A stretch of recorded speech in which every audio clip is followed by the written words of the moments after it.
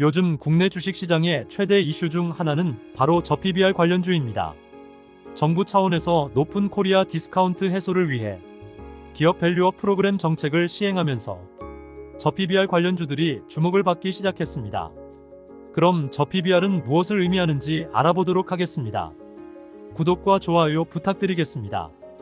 PBR이란 주가 순자산 비율로 주가를 1주당 순자산 BPS로 나눈 비율, 즉 주가가 순자산 대비 얼마나 비싼지를 나타내는 지표입니다. 일반적으로 PBR이 1보다 낮으면 저평가된 종목, 1보다 높으면 고평가된 종목으로 간주하고, 같은 업종 내에서 비교해야 의미가 있으며 성장 가능성, 수익성 등 다른 요소도 고려해야 합니다.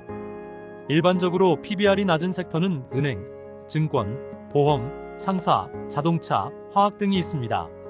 정부에서 저PBR 정책을 시행하는 목적은 첫째, 코리아 디스카운트로 해외 투자자들이 한국 기업의 가치를 실제보다 낮게 평가하는 현상 해소.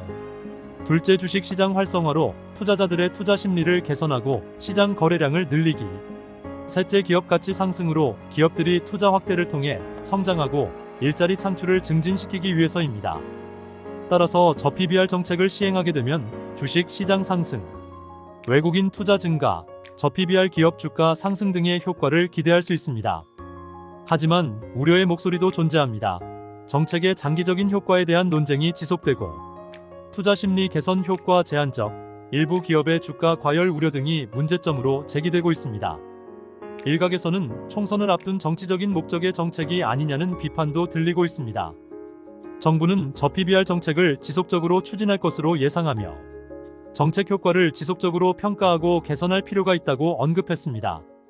정부가 추진하는 기업 밸류업 프로그램의 핵심 내용으로는 기업의 자율적인 기업가치 개선 계획 수립 및 추진 권고, 상장 기업의 규모 및 업종별 주요 투자 지표 비교 공시, 기업가치 개선 우수 기업으로 구성된 지수 및 ETF 도입, 기업 지배구조 개선 및 투명성 강화 등이 제시되었지만 실제로 다 수행할 수 있는 기업은 제한적입니다.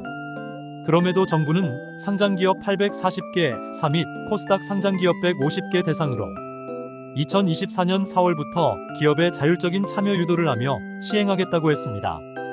하지만 기업 밸류업 프로그램은 기업 가치 상승을 보장하지 않습니다.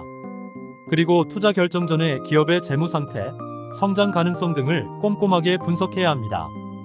예를 들어 PBR 투자 시 주의 사항에 대해 알아보겠습니다. 먼저 PBR은 단독으로 사용하기보다는 PER, 배당 수익률 등 다른 지표들과 함께 사용해야 합니다. PBR이 낮다고 무조건 저평가된 주식은 아니라는 뜻입니다. PBR은 과거의 정보를 기반으로 하기 때문에 미래의 주가를 보장하지 못합니다. 주식 투자를 할 때에는 미래의 성장 가능성, 경영진의 능력 등 다른 요소들도 고려해야 합니다. PBR은 개별 기업의 특성에 따라 다르게 해석해야 합니다.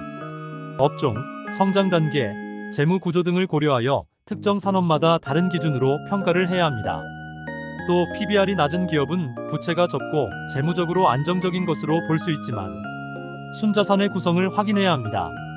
예를 들어 부동산 가치가 큰 경우 순자산이 크지만 실제로 현금화 가능한 자산은 적을 수 있으며 PBR이 낮다고 다 저평가 상태는 아니라는 뜻입니다.